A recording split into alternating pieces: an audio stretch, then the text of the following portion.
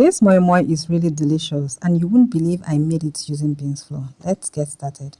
You'll be needed 4 cups of beans flour. I have a vlog on where I process this beans flour myself. You can check the comment section. You're going to find the link to the video. Added some salt for taste. You'll also be adding some red chili that has been grounded.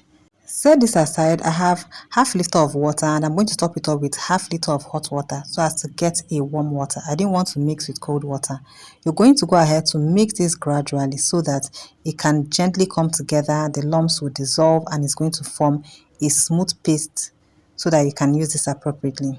So just take your time, be patient with it. In total, I use 1 liter of water. Next, I'm going to grind. I used carrot for bulk, added some chili that has been deseeded already.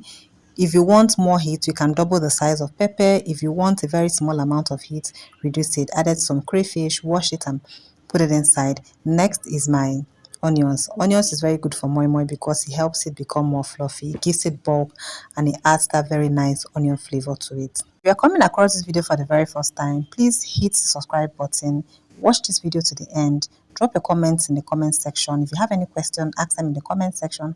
I'll be glad to answer. I'm adding my fish broth because I cooked some fish which I'll be using as toppings for this particular moi-moi recipe.